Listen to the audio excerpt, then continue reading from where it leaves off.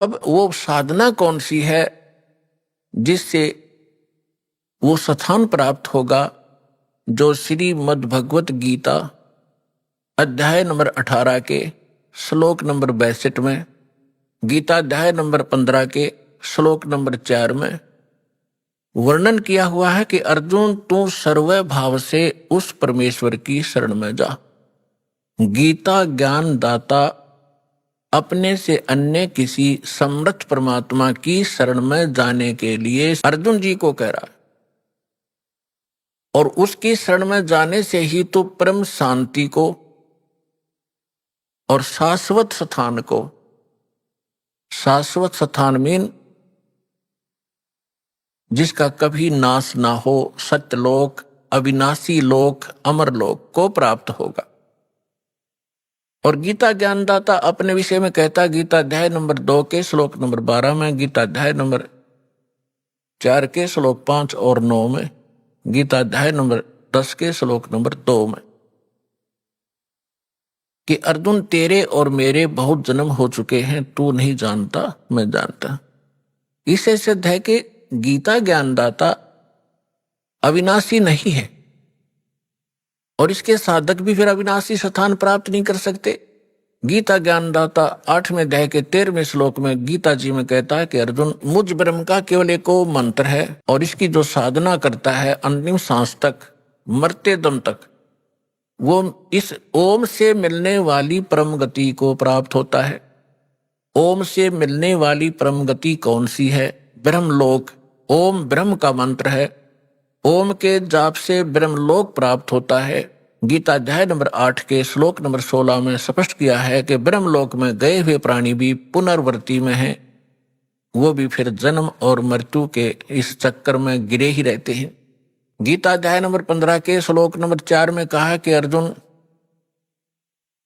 तत्वदर्शी संत की प्राप्ति के उपरांत परमेश्वर के उस परम पद की खोज करनी चाहिए, जहां जाने के बाद साधक फिर लौटकर कभी संसार में नहीं आते। और जिस परमेश्वर ने सब ब्रह्मांडों की रचना की है, जिससे संसार रूपी वृक्ष की प्रवृत्ति विस्तार को प्राप्त हुई है, यानी संसार रूपी वृक्ष का 15वें अध्याय के अंदर एक एग्जाम्पल है, फॉर एग्जाम्पल, उदाहरण के तौर पे बताया है कि ये सारा संसार समझो उल्टा लटका हुआ संसार तुल्य है, वृक्ष तुल्य है। ऊपर को जड़ तो पूर्ण परमात्मा परम अक्षर ब्रह्म है जो सबका पालन करता है। पेड़ का पालक मूल होता है, जड़ होती है, और बाकी जितना भी तना डार टहनियां पत्ते उस मूल से ही आहार प्राप्त करते हैं, खुराक प्राप्त करते हैं। तो सबका पालक है और उसी ने सब ब्रह्मांडों की रचना की है, केवल उसी की भक्ति करो। तो पुण्यात्माओं, आपका सौभाग्य है, आपकी किस्मत न्यारी है, और जिन पुण्यात्माओं को इस कलयुग के अंदर मानव शरीर प्राप्त है तो वो बहुत ही पुण्यकर्मी प्राणी है पिछले जन्म जन्मांतर का, क्योंकि इस समय में मानव शरीर प्राप्त करना ये आम आत्मा के संस्कार नहीं है। और उससे भी अच्छी आत्माएं वो हैं जो सतलोक आश्रम में आकर दीक्षित हो रही। धन है उनके माता पिता जिनसे जन्म लिया। यहां आने से आपका मोक्ष होगा, आपके परिवार का मोक्ष होगा, आपके सर्व संकट दूर होंगे। सर्व संकट किसी प्रकार के हों, आर्थिक हों, शारीरिक हों, तीन ताप के हों, भूत प्रेत की बाधा हो, ये तो परमात्मा पहले करेगा। उसके बाद फिर आपको इसके पैरेलल ज्ञान भी कराया जाएगा कि ताकि आप इन सुखों को पाकर फिर भूल ना जाओ भगवान को, क्योंकि ये सुख यहाँ का अस्थायी, अक्षणिक है, झूठा है। और इस सुख को पाकर हम मस्त हो जाते हैं, जो हमारी सबसे बड़ी भूल होती है। उसके लिए परमात्मा कबीर परमेश्वर जी कहते हैं कि सुख के माथे पत्थर पड़ो, जो नाम हृदय से जावे, बलिहारी उस दुख के जो पल पल नाम रटावे। ये परमात्मा परमात्मा खुद बताते हैं कि तुम ऐसे अर्ज लगाया करो मेरे सामने कि हे भगवान ऐसा सुख भी ना देना जिससे आपकी भूल पड़े, बाढ़ में जाओ ऐसा सुख जिस जो भगवान से दूर करे, ऐसा दुख दिए रखना परमात्मा, तेरी याद बनी रहे। आज दास देख रहा है सतलोक आश्रम में 80% वो भक्त आ रहे हैं जो काल के सताए हुए हैं, कर्मों से पीड़ित हैं। तो पुण्यात्माओं, घबराना नहीं, समर्थ की शरण आपको प्राप्त हो गई है और ये दुख आपके लिए वरदान सिद्ध होगा। यदि आप दुखी नहीं होते तो इसी तरह की तरह राजनीति में धक्के खाते फिरो या कितना और बैठ कर बकवाद गढ़ो, ताश खेलो, वो दुख तुम्हारे लिए वरदान है जो आपको परमात्मा के चरणों में ले आए। रमता राम जपो रे प्राणी, अब तो सुन ले राम कहानी। रमता राम यानी सर्वव्यापक, जिस परमेश्वर की असंख्य ब्रह्मांडों पर सत्ता है, ओवरऑल कंट्रोलर है, उसका नाम जपो रे प्राणी, अब तो सुन ले वो राम कहानी। अपने आत्माओं, पहले तो आपको राम की डेफिनेशन बताते हैं, डेफिनेशन ऑफ गॉड। परमात्मा की कहानी सुनाते हैं, परमात्मा कहते किसे हैं। श्रीमद् भगवत गीता अध्याय नंबर 15 के श्लोक 16 और 17 में 3 पुरुष बताए हैं। पुण्यात्माओं, यहां थोड़ा सा एक आपको थोड़ा सा सत्र करता हूं कि देखो आज मानो कितना इंटेलिजेंट हो गया, छोटे छोटे बच्चे इतने बड़े बड़े सब्जेक्ट को कंठस्थ याद कर लेते हैं और सफल हो जाते हैं। इसी प्रकार आप विद्यार्थी हैं इस अध्यात्म मार्ग के, तो इसमें आप जी ने परमात्मा के इन सदग्रंथों को ध्यान से सुनना है और इनको थोड़े से दिन में आपका याद हो जाएंगे ये, जिस कारण से आप विचलित नहीं होगे। इसलिए आपको ये कथाएं सुनाई जाती हैं, रह रह कर उन सदग्रंथों के वो श्लोक और अध्याय बताए जाते हैं ताकि आप याद रखो और भी कोई पूछे उसको भगत को बता सको। फिर वो जाकर के अपने पास रखी हुई उन पुस्तकों को देखेगा कि इस भक्त ने जो श्लोक और मंत्र बताए हैं यह सही है कि गलत।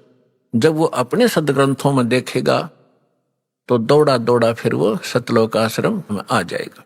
इसलिए दास आपको रह रह कर यह रेफरेंस याद दिलाता है, और जब पूरे विश्व में ये यथार्थ ज्ञान फैल जाएगा फिर केवल आपको भगवान की चर्चा सुनाया करेंगे।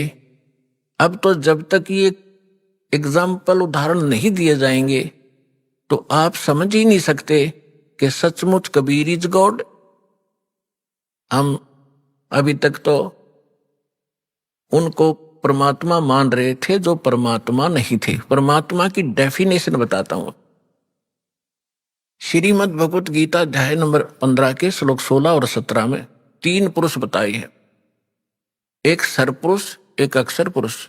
गीता अध्याय नंबर 15 के श्लोक 16 में 2 पुरुषों का वर्णन है और इनके विषय में यह भी कहा है कि दोनों पुरुष माने प्रभु, स्वामी। अब स्वामी साहब जिसे कहते हैं, जैसे हम कहते हैं तहसीलदार साहब, डीएम साहब, कमिश्नर साहब, मंत्री साहब, मुख्यमंत्री साहब, प्रधानमंत्री साहब, राष्ट्रपति साहब, ये सभी साहब हैं, सभी स्वामी हैं, ये मालिक हैं, लेकिन अपने अपने अक्षेत्र के। तो इनमें कंप्लीट जो साहब है वो कौन है? राष्ट्रपति, और सेकंड नंबर फिर प्रधानमंत्री।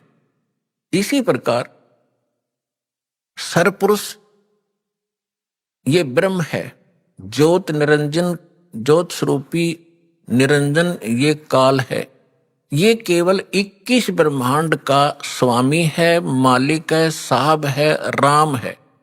राम कहो, साहब कहो, गॉड कहो, अल्लाह कहो, रब कहो, खुदा कहो, ये उस परमात्मा के ही पर्यायवाची भाषा भिन्न नाम है। इन दोनों के विषय में कहा 15वें अध्याय के 16वें श्लोक में श्रीमद् भगवत गीता में कि सरपुरुष और अक्षर पुरुष इस पृथ्वी वाले लोक में ये 2 पुरुष हैं।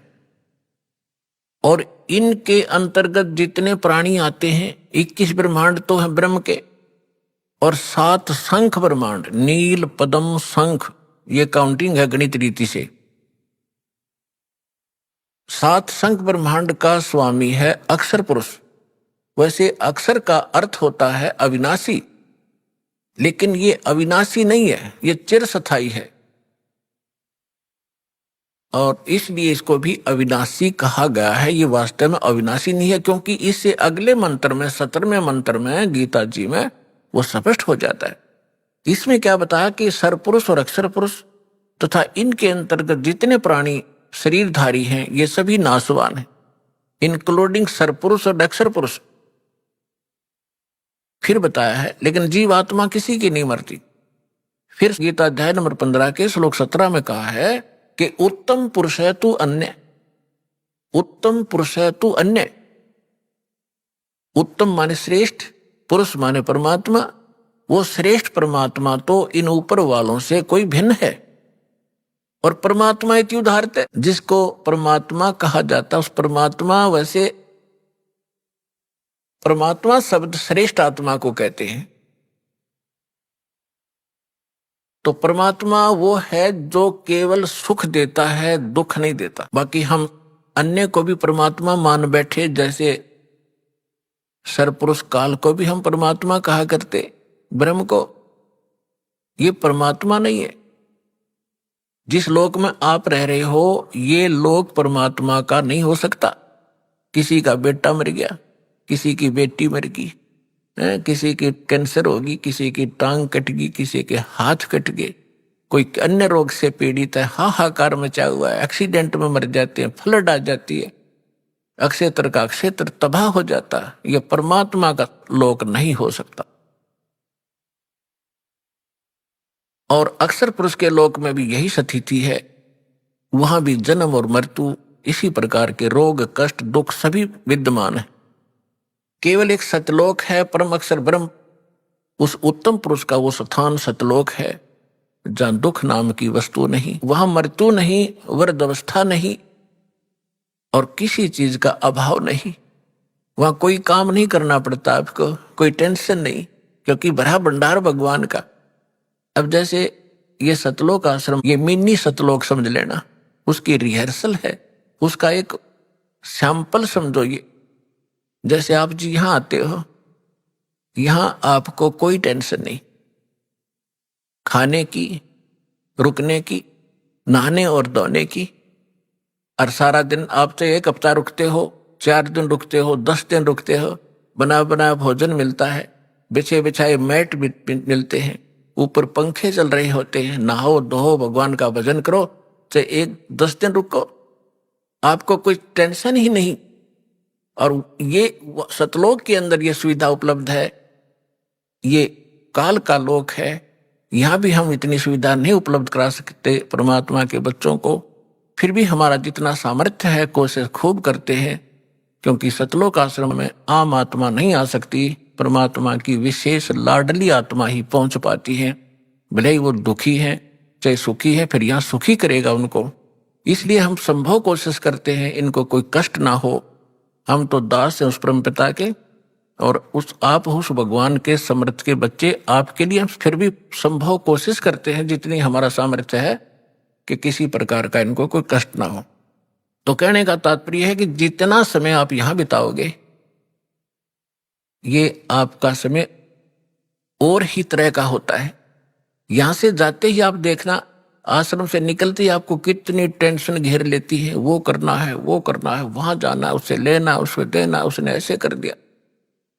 तो हम जब से सतलोक से निकले, हमारे साथ यह बीमारी उसी समय से लगी हुई।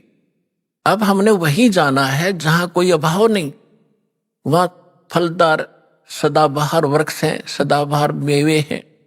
जैसे जंगल में आपने देखा होगा शामक खड़ा रहता है, पहले पुराने समय में तो बहुत ज्यादा फलदार वृक्ष होते थे। कहीं पर कुछ लग रहा है, कहीं पर कुछ फल लगे हुए हैं, तोड़ो खाओ बैठ कर ठाट से। तो वहां सतलोक के अंदर आपको कोई काम नहीं है और सब चीज उपलब्ध है। तो कहने का भाव यह है कि वो सतलोक है उस परम पिता परमात्मा का, और वो भगवान परमात्मा है।